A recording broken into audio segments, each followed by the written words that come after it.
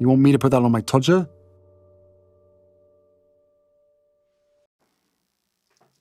Harry's wife. Family. Fuck them. What is the narcissist's attitude towards family? Well, unsurprisingly, it's the same as it is to anybody else. They are appliances. Subconsciously or consciously, the narcissist regards family as objects. Objects that are there to understand what the narcissist wants without the narcissist having to say anything. There to provide control, to be controlled, to provide fuel, character traits, and residual benefits. Family do not need to be seduced. They are already placed within the fuel matrix. When that narcissist enters the world, although they don't know it at that juncture, they already have one or two non-intimate secondary sources. The parents. Indeed, one will be a non-intimate partner primary source, catering to all of the needs of the fledgling narcissist, who of course at that juncture hasn't been formed, but as time goes on, becomes one. Cousins, brothers, sisters, aunties, uncle, grandma, granddad, they all are automatically placed into the fuel matrix of the narcissist, either pre-existing or coming into the world after the narcissist, in the terms of cousins and siblings, and maybe even sometimes with an auntie and uncle. There are some people that do turn out to be older than their auntie or uncle. Anyway, the fact is that there is a ready-made fuel matrix with regard to family members. Within that family membership scenario, there may well be a scapegoat. There may well be somebody who's golden, and the rest alternate more regularly between painted black and painted white, but on the whole, stay painted white because family members, for a mid-range narcissist at least, which is what Harry's wife is, form part of the facade. For the most part, because the narcissist doesn't have too much to do with them, they lack the potential for threatening the control of the narcissist to cause them to be viewed painted black. And therefore they're useful as singing the praises of the narcissist. Oh, our little Johnny, he's always done so well for himself. He's always been such a good boy. You know, he's turned into a lovely young man, etc. And of course, the intimate partner primary source of the narcissist that finds themselves on the receiving end of the sustained devaluation often believes they're the problem, because everybody else speaks so glowingly of the narcissist. Those members of the coterie, the lieutenants, all form part of that facade. But family are there to be used, and it's the same with Harry's wife. Her attitude has been basically, other than Doria, who's been used as a lieutenant, is to say, fuck them. She disengaged from Thomas Markle Sr., disengaged from Samantha Markle, disengaged from Thomas Markle Jr., all because they posed too great a threat to her control, and she had no use for them any longer. She disengaged, in effect, from the royal family. They posed a threat to control the likes of William and Charles and Camilla and Catherine, and similarly didn't serve any further purpose to her. As I've explained to you before, most narcissists stay within the same stratum, and they just find new people on an intermittent level. They lose a friend, they find a new one. They fall out with a family member, they spend more time with a different family member. It might be, in some instances, that if they're exposed in a particular way, they move to a different town or a different city or a different section of the city or a different state or even a different country. And they pick up new followers, new friends, perhaps keeping some kind of contact with family who haven't seen the problems to the same extent of the people did in the place that they've come from. But it's all within the same stratum.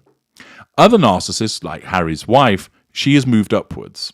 And therefore, with regard to certain friendships, she didn't need them any longer. They served a purpose. She found new friends that she had created within a higher stratum, who were just as easy to control, but provided better character traits and residual benefits from the stratum from which she had come from. Harry's wife has done this with her family. You will see on screen a picture of her Georgia family. You will note that all the ladies there are black. Harry's wife hasn't bothered with them. Her family apparently threw her a baby shower in her honour, but she didn't bother with it. It was televised that they did so, albeit they don't look particularly excited, it has to be said, at the prospect of the baby shower, perhaps realising what she's like.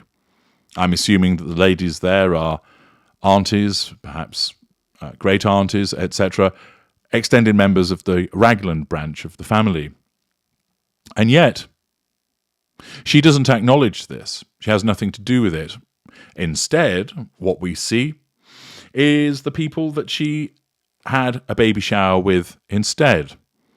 Notice that largely the ethnic mix there is white, and it's with well-known people in a higher echelon to that of her family.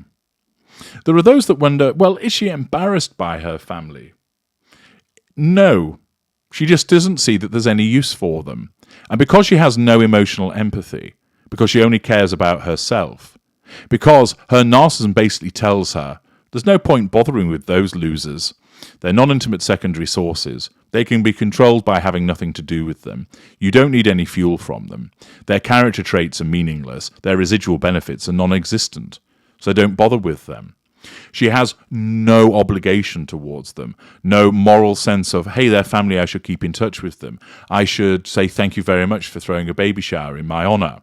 You can see from the picture that they had gone to some effort. They had created, they've got balloons and gifts, etc., and had all gathered together. But they were ignored. There was no involvement with them, because it doesn't serve any purpose. She simply thinks, fuck them, at a subconscious level. If you were to make mention of the fact you didn't bother with those in Georgia that threw a baby shower for you, that would be challenge fuel, and a narcissism would cause her to come up with some excuse. It was too difficult to travel, although, of course, that's the hypocrisy of the situation because she flew to New York instead for a baby shower. Or she would say, well, I didn't have time, which, of course, is a piss-poor excuse. But she would deny that she was doing the wrong thing, that she would come up with an explanation or an excuse as to why she was not involved with them. But the reason she wasn't involved isn't because she's ashamed of her humble beginnings, isn't because she's embarrassed by her family, she doesn't detest where she came from. It's simply this: they don't serve a purpose. They don't fit in with who she believes herself to be. They're not famous enough. They're not important enough. They're not wealthy enough.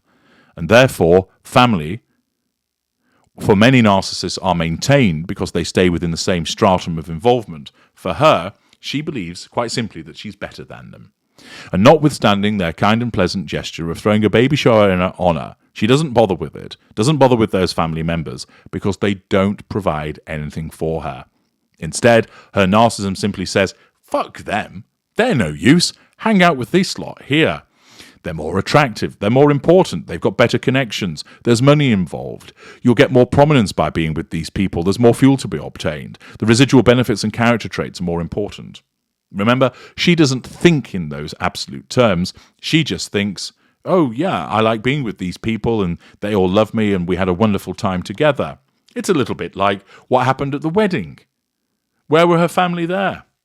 There was her mum, nobody else. She invited George Clooney, who she didn't even know, and George Clooney admitted as such. It was done because her narcissism functions in a way so that she invites famous people because she believes that she's famous. She believes that they and her are of the same. You'll recall that when George and Amal Clooney were asked, how do you know the bride and groom? They replied, oh, we don't. But Harry's wife isn't hindered by such a concern. All that matters to her is that famous people were there because she's famous. And it makes her look good by character trait acquisition. It also shows how inherently racist she is. She doesn't bother with the black members of her family, preferring instead to bother with a largely white crowd. She has, on numerous occasions, of course, held herself out as being Caucasian on her CV, on a driving license. She's never dated anybody who's black.